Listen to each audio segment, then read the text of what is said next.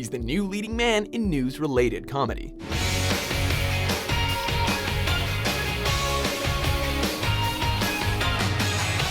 Welcome to WatchMojo.com, and today we'll be counting down our picks for the top 10 John Oliver moments on Last Week Tonight.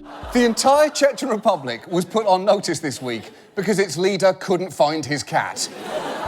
For this list, we'll be examining the segments and features that have helped turn John Oliver and his show into a viral internet phenomenon. We'll be focusing on the entertainment of the pieces, as well as their impact. Don't use our song, 'cause you use it wrong.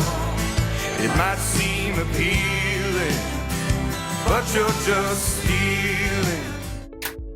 Number 10, Dr. Oz and Dietary Supplements. But on Capitol Hill Tuesday, he was on the hot seat. Excuse me, but any seat Dr. Oz is sitting on is the hot seat. One of the standout moments of Last Week Tonight's first season is this segment on Dr. Oz, an accredited doctor whose hit show is considered by many in the medical community as a modern-day version of a traveling snake oil salesman. Have I got something miraculous for you, ladies and gentlemen? A monkey's paw mixed with 5 petals of a rose and a thimble full of otter semen. Guaranteed to cure your lumbago. Step right up here. John Oliver covers the doctor's Senate hearing, as well as Dr. Oz's use of his profession to legitimize unproven products. However, the deeper focus of this editorial is the lack of regulation concerning dietary supplements, which is the result of the unbelievably legal practice of lobbying. Dr. Oz is just a symptom of the problem. The disease is the fact that dietary supplements in the US are shockingly unregulated. Oliver tops the segment off by schooling Dr. Oz and the supplement industry at their own game by showing them how to pander properly, complete with puppies, t-shirts, celebrities, music, and dancing. And guess what? Here's Steve Buscemi tap dancing.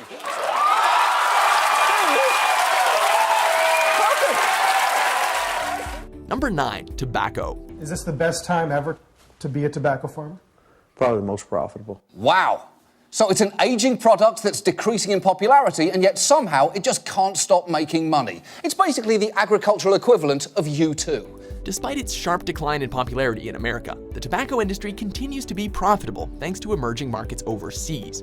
Last Week Tonight covers that subject, emphasizing tobacco companies' litigation against any attempts to mitigate the marketing of their deadly products, such as the plain packaging laws in Australia, as well as poorer countries such as Uruguay or Togo, who cannot afford expensive court cases. And when your GDP is only a couple of billion more than the box office of Avatar, a protracted legal case is not really what you need. The biggest impact of the segment, though, is the introduction of Jeff, the diseased lung in a cowboy hat, a mascot parodying the Marlboro Man. We are offering Jeff to you, Philip Morris International, to use as you wish. The show sent Jeff t-shirts to Togo and put up billboards in Uruguay. Plus, Jeff appears whenever you do an image search for Marlboro on Google. Jeff! It's Jeff, everyone! It's Jeff the diseased lung! Number 8, sex education. The conversation that animals in zoos refuse to let you not have. In this piece, Oliver looks at the state of sex education in the United States, with particular attention given to its inconsistency. There is no required standard for sex ed in this country. In fact, only 22 states mandate that kids receive it, and only 13 require that the information presented be medically accurate.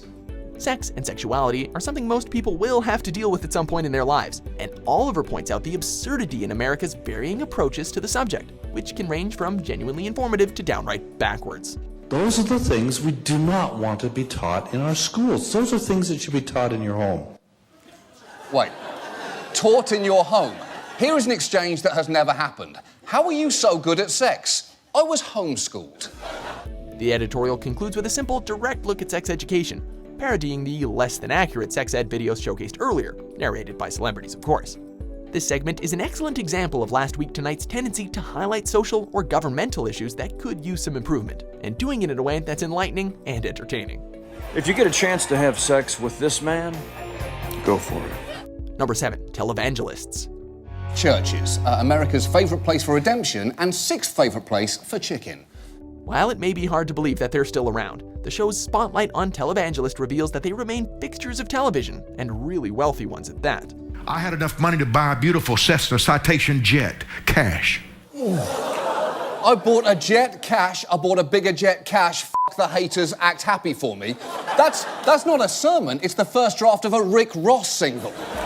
Oliver highlights the practices used by TV preachers to get rich, with particular emphasis on seed faith, which is essentially asking people for money and promising good karma in return. As an investment, you'd be better off burying your money in the actual ground, because at least that way there is a chance your dog may dig it up and give it back to you one day. Good boy. He also illustrates the gaping tax loopholes that allow televangelists to get away with their verbal robbery, culminating with a demonstration of the process with the creation of his own short-lived real church, Our Lady of Perpetual Exemption. The church did have to close down after people got a little too literal with the seed metaphor. We are also not closing down because you kept sending us actual seeds, even though we explicitly told you not to.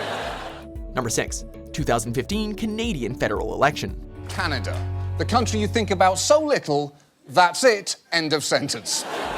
Originally airing the literal night before the election was due to take place, this segment focused on explaining the electoral process, while also sharing a few hilarious scandals, and detailing the major nominees for Canada's 3 major political parties.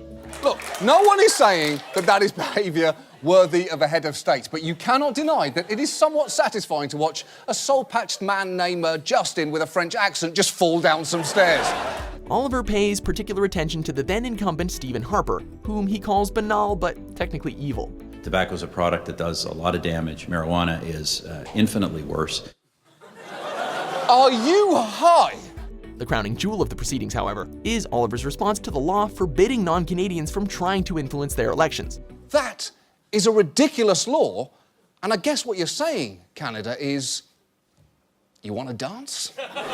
What follows is an over-the-top request not to vote for Harper, accompanied by music, pantomime animals, and Mike Myers dressed as a Mountie riding a snowplow. I love Canada, but the fact that it has a law banning outsiders from telling Canadians how to vote is one of the least Canadian things possible. Sure.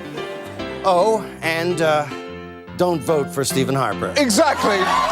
Number 5. U.S. presidential scandals. The 2016 presidential election, or as it's more commonly known, the electoral equivalent of seeing someone puking, so you start puking and then someone else is puking, and pretty soon everyone is puking 2016. The U.S. presidential election dominated the news for at least a year, and the 2 candidates' major scandals are examined here in great detail. This campaign, the scandals have been so pronounced. Polls show that less than half the electorate sees either candidate as honest or trustworthy. Oliver pays particular attention to Hillary Clinton's scandals, namely her email server and the Clinton Foundation controversy, explaining the complicated details in an understandable and funny way. He then contrasts Clinton's wrongdoings with Donald Trump's, mentioning that over 50% of the Republicans' statements were found to be false by PolitiFact, and suggesting that he's committed far worse, far more often, and with significantly less scrutiny than Clinton. If you're irritated by her lying, that is understandable, but he's quantifiably worse. Oliver finishes the piece off by using an incredibly effective visual demonstration of the difference between the candidates, arguing that while Clinton has more scandals than someone should, they're nowhere near as many as Trump's. And Hillary is a cookie like this one. She arguably has more raisins than average.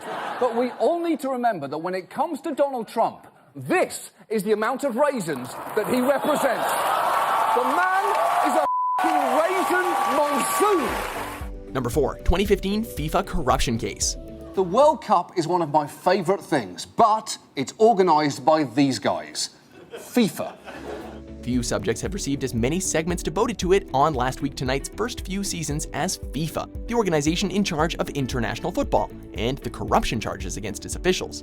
And we have to remain a non-profit organization. A non-profit with over $1 billion in the bank. Yeah, but this is a reserve. A reserve? A reserve of $1 billion. John Oliver's passion for the sport is really evident throughout all of the coverage, and the various pieces are easily some of the best the show has ever put on. Some of the highlights include Oliver promising to endorse products he finds gross or tacky if their companies pull their sponsorships from FIFA, which he delivers on, by the way, and his memorable feud with former FIFA Vice President Jack Warner, which included purchased airtime on Trinidad TV and an announcement accompanied by dramatic music and jets of fire. You have magnificent music under yours. Well played. Well, I see your music choice and I raise you fire. Number 3. Government surveillance. And I realise most people would rather have a conversation about literally any other topic, including, is my smartphone giving me cancer, to which the answer is probably, or do goldfish suffer from depression, to which the answer is yes, but very briefly. The focus of the longest segment and episode of Last Week Tonight yet. Government surveillance in America is a frightening and uncomfortable subject, but one that John Oliver handles with grace. Section 215 is overseen by a secret intelligence court known as the FISA court, and they've interpreted it to mean the government could basically collect and store phone records for every American, the vast majority of whom, of course, have no connection to terrorism. He focuses primarily on detailing what programs like the Patriot Act allow the US government to do, as well as Edward Snowden's leaking of the information that revealed the scope of the government's reach, while also touching on the public's surprisingly blasé attitude about surveillance. Half of the piece's runtime is devoted to Oliver traveling to Russia to interview Snowden himself, which made headlines around the world. How much do you miss America? You know, my country is something that travels with me, you know. It's not just a geography. Well, that's already a way too complicated answer. The answer is, I miss it a lot. It's the greatest country in the world. Despite being a comedian first, Oliver managed to ask plenty of tough questions of Snowden, while still maintaining an air of humor. EO 12333 is what the NSA uses when the other authorities aren't aggressive enough or they're not catching as much as they'd like. For example... Okay, so how are they going to see my dick? I'm only concerned about my penis. Number 2. Brexit referendum. The United Kingdom, birthplace of the Beatles, and yet very much the world's Ringo. Brexit, the nickname for the June 2016 referendum, in which voters decided whether the UK should exit from the European Union, has been controversial and financially tumultuous. Brexit doesn't sound scary, it just sounds like a shitty granola bar you buy at the airport. Hey, this tastes like a preserved owl pellet, f*** it, I'm going to Cinnabon. You push me into it. John Oliver covered his homeland's referendum before it was actually held. In the segment, he explains the basics of what the European Union is, identifies its proponents, examines their arguments, and points out their party's history of xenophobia and nationalism. Just hold up, not British enough to be in our parliament. He's talking about a British citizen who was born in London and raised in Hampshire. How is that not British enough?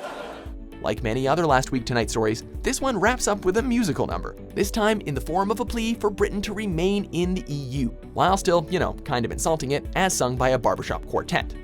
European Union, tally-ho, you f***ing pricks.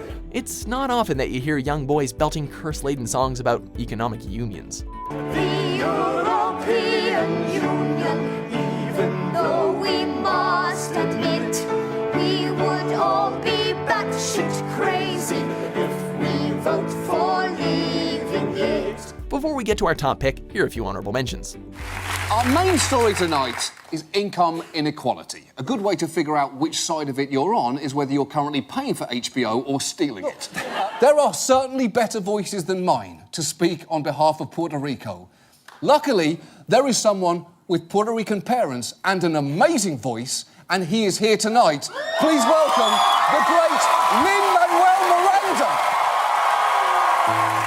Question number 1. What does the continued existence of the Miss America pageant say about how women are viewed in America? You have 20 seconds. Go. Beginning with the Seneca Falls Convention in 1848 that spurred first wave feminism, the perception of women in America has always been complex and fluid. Number 1. Donald Trump. Our main story tonight, and I cannot believe I'm saying this, is Donald Trump. And I say that knowing that every time his name is said out loud, he has a shattering orgasm. While John Oliver and Last Week Tonight have tackled Donald Trump several times since its airing, this in-depth look at the then frontrunner for the Republican Party nomination for the US presidency is by far the most successful and the most biting. Donald Trump views the truth like this lemur views the Supreme Court vacancy. I don't care about that in any way. Please f*** off, I have a banana. Oliver debunks Trump's biggest selling points, his temperament, his honesty, and his success, none of which are as substantial as Trump claims, while also highlighting the candidate's dangerous inconsistency when it comes to policy. I don't know David Duke. I don't believe I've ever met him. I'm pretty sure I didn't meet him, and I just don't know anything about him. Really? That's your best answer there, because you definitely know who he is. Partly because you called him a bigot and a racist in the past. However, what elevates this piece is when Oliver hits Trump somewhere he actually values, his name, which is also his brand. Oliver reveals that the alleged billionaire's family name used to be Drumf, a moniker he feels to be much more befitting of the man himself. And it may seem weird to bring up his ancestral name, but to quote Donald Trump, he should be proud of his heritage.